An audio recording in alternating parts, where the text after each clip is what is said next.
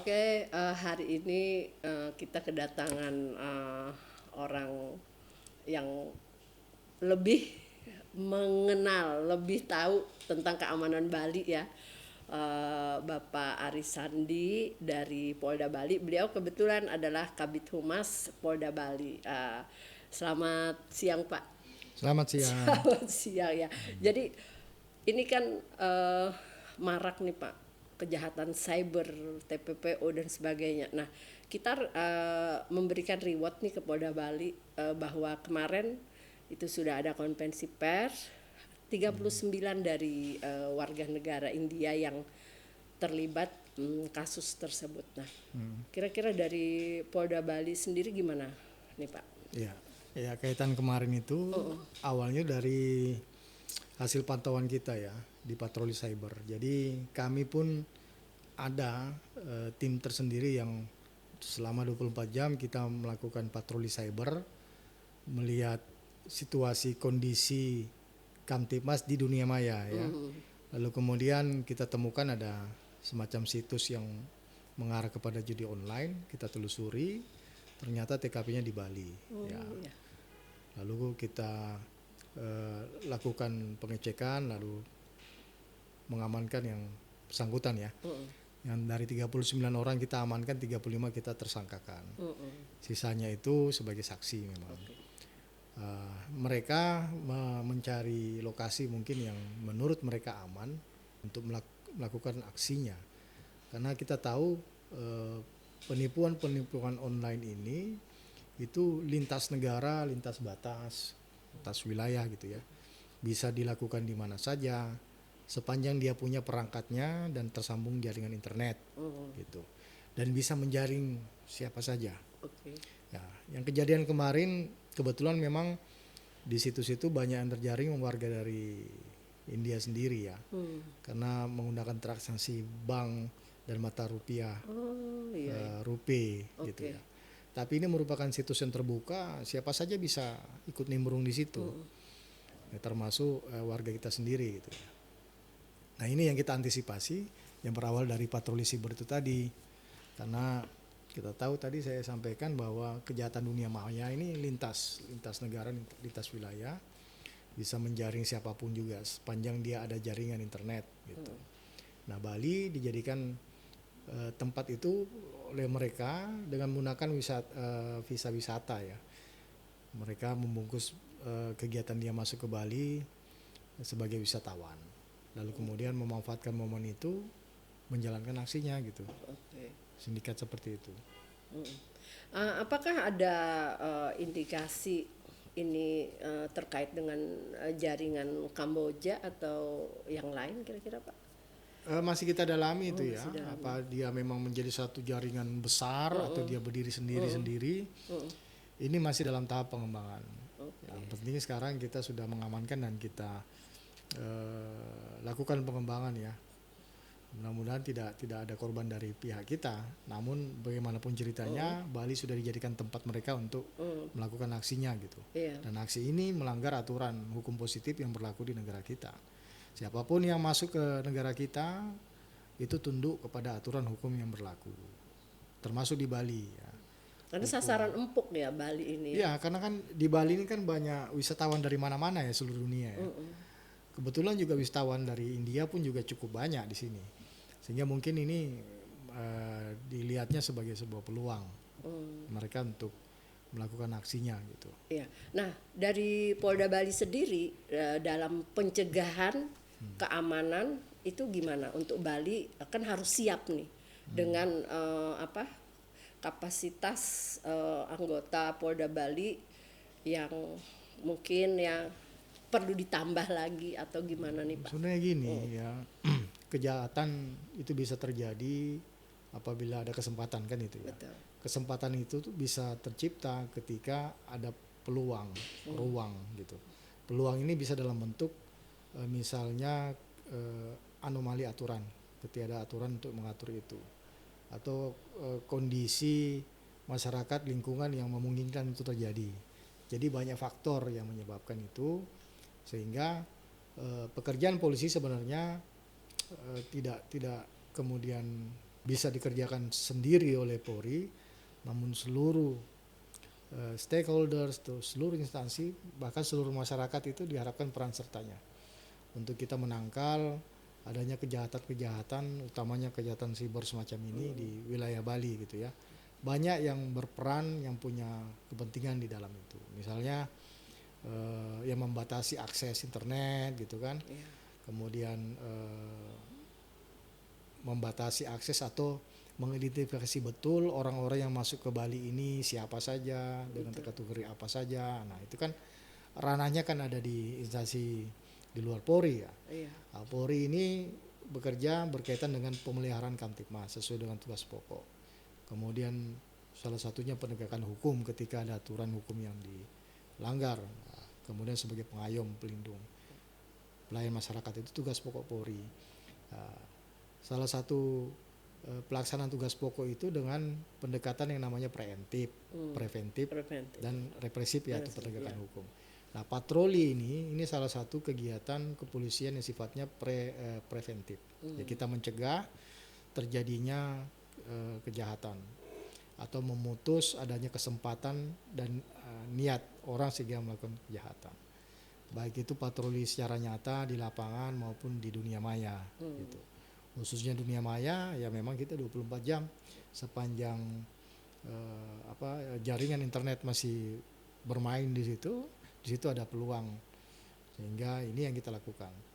Kemudian ada namanya pendekatan preemptif ya, menggugah masing-masing orang individu supaya menjadi polisi bagi dirinya sendiri gitu, ikut mengamankan dirinya sendiri. Karena tadi kesempatan apabila bertemu niat baru terjadi kejahatan. Kalaupun kesempatan ada, kalau niat nggak ada kan tidak terjadi kejahatan itu gitu loh. Nah, masalah judi online ini lebih banyak kembali kepada pribadi masing-masing. Banyak yang senyum-senyum nih Pak kalau ngelihat tadi bahasa Bapak masalah judi online gitu. Iya, karena penyakit-penyakit masyarakat ya, salah satunya judi, prostitusi, dan minuman keras ini memang persoalan yang cukup harus secara komprehensif untuk diselesaikan. Kalau dikatakan dia dihapuskan sama sekali itu mungkin agak berat ya. Iya. Namun setidak-tidaknya kita bisa mereduksi, kita bisa memperkecil ruang terjadinya kejahatan-kejahatan itu ya, terutama judi online ini. Kembali ke diri kita, lingkungan kita, kemudian termasuk pemerintah daerah, semua stakeholder untuk bisa mengedukasi diri sendiri dan orang-orang sekitar gitu sebenarnya. Jangan kemudian terlibat dalam praktek judi online, karena apapun ceritanya namanya judi ya, lebih banyak mudarat daripada manfaatnya gitu ya. Banyak contoh di mana-mana karena perkara judi lalu kemudian keluarga berantakan, bahkan akhirnya harus mengakhiri hidup dengan cara-cara yang tidak benar gitu kan. Nah ini merupakan tanggung jawab kita bersama lah. Masalah judi online ini ya. Jadi teman-teman semua, bahwa kejahatan cyber itu ada bermacam-macam. Ada endorse, kemudian ada love bombing, scammer, dan juga judi online dan sebagainya, penawaran loker bodong. Nah, sekarang masyarakat ini ingin nih mengetahui Pak, gimana strategi Polda Bali yang akan datang dengan banyaknya kejahatan cyber ini Pak. Karena ini yang korbannya bukan cuma orang tua aja, ada mahasiswa, kemudian juga ini kan Bali banyak anak perantauan nih Pak, dan pengusaha gitu. Kira-kira gimana strateginya? Seperti yang tadi disampaikan ya, bahwa banyak sekali kejahatan-kejahatan siber ya, termasuk love scamming itu segala macam. Dan ini terbuka sekali di ruang media sosial. Nah, salah satu upaya kita itu tadi ya, patroli cyber, kemudian memprofiling semua situs yang menurut kita ini mencurigakan. Kita profiling itu. Bisa jadi itu situsnya memang dari luar, bisa juga dari dalam. Nah, itu udah menjadi pekerjaan rutin kita. Ada juga situs-situs yang lalu kemudian kita kerjasama dengan instansi untuk kita take down, kita hilangkan gitu. Betul. Nah, itu udah pekerjaan rutin kita. Itu salah satu upaya preventif kita. Jadi cara kerja polisi cyber ya Pak ya, karena Iya. kan ini kan tidak terlihat tapi Iya. nyata gitu. Terus Pak? Jadi itu salah satunya. Oke. Ya. Kemudian yang tadi yang tidak kalah pentingnya sebenarnya kesadaran kita. Kami menghimbau kepada masyarakat, ketika kita bermain di dunia maya, jangan dengan mudahnya memberikan informasi, data, dokumen pribadi kepada orang yang kita tidak kenal. Apalagi cuma mengaku-ngaku ya. Iya. Akhirnya kita menjadi korban scamming dan segala macam itu. Atau menjadi korban tipu, penipuan akibat bujuk rayu dan segala macam itu di media sosial. Oleh karena itu memang tidak terlepas dari ya turut serta kita semua ya, pribadi kita maupun keluarga kita. Ketika kita berselancar di dunia maya, hati-hati memberikan data informasi kita atau kita sebarluaskan ke publik di media sosial terutama. Karena sangat mudah informasi itu digunakan yang bersangkutan untuk melakukan aksi-aksi penipuan gitu kan. Kan banyak tuh di Facebook mengaku si A, si B menggunakan profil kita. Iya, dengan foto-foto orang ganteng cantik ya Pak. Pak. Itu. Dan masih ada juga yang apa namanya? Terkena gitu ya. Terkena tipuan bujuk rayu, kata-kata bohong itu. Sehingga dirugikan. Pasien dirugikan itu berbentuk finansial ya. Nah, biasanya ada ya ngajak investasi misalnya atau bahkan pinjam duit kan yang biasanya seperti itu ya. Padahal yang bersangkutan yang mempunyai profil itu tidak merasa melakukan itu ya. Akhirnya profil dia dipakai orang lain, di cloning gitu ya. Terus dia bisa masuk ke data pertemanan yang bersangkutan, lalu kemudian dia coba menghubungi dan ada saja yang kemudian dapat kena jadi korban penipuan gitu. Jadi memang kesadaran pribadi juga sangat penting ya. Kita punya kewajiban untuk mengamankan data pribadi kita, jangan sampai disebar kepada pihak-pihak yang tidak kita kenal dan pihak-pihak yang tidak bertanggung jawab, sehingga kita sendiri dirugikan dan orang lain pun dirugikan gitu, orang-orang yang kenal sama kita terutama. Oke. Ini terakhir nih Pak, agak nyerempet dikit. Jadi dia banyak nih yang ngadu nih Pak. Kalau percuma deh lapor polisi katanya, gak ditanggapi, lambat dan sebagainya. Nah kira-kira edukasinya ke masyarakat apabila mereka menjadi korban, kemudian mereka juga terkena imbas, itu tetap lapor ke polisi, Polda Bali atau Polres, Polsek, itu menerima dengan wise, terbuka atau gimana Pak? Karena ini kan sering Pak ya dicaci-caci gitu. Tapi sebenarnya dengan masyarakat pun men-share sebuah kejadian di lapangan di akun media sosial itu sebagai salah satu bentuk laporan juga karena kita kan ada patroli cyber ya. Jadi banyak memang yang di-share oleh masyarakat di lapangan tentang kejadian itu tanpa dia lapor ke polisi, tapi itu menjadi hasil temuan kita. Kita tindak lanjuti gitu. Apalagi yang bersangkutan melapor ya. Jadi lebih kuat lagi ya tidak ada alasan sebenarnya untuk kemudian tidak melapor. Karena sarana-sarana untuk melapor polisi itu sekarang sangat mudah. Bisa lewat WA, bisa lewat ya akun-akun media sosial resmi Humas misalnya. Atau bisa lewat hotline kita 110. Ya ini tuh 110. 110 itu 24 jam tuh 24 jam ya. Jadi 110 itu ketika kita telepon dia akan tersambung ke pos polisi atau polsek atau kantor polisi terdekat di TKP tempat kita nelpon. Sudah ini ya Google gitu ya. Jadi ketika misalnya kita dekat dari Polsek dan Pasar Selatan, ada TKP di situ kita telepon. Keren. Itu tone bunyi 2 kali atau 3 kali. Ketika Polsek tidak ngangkat, itu otomatis di forward ke Polres. Polres akan angkat.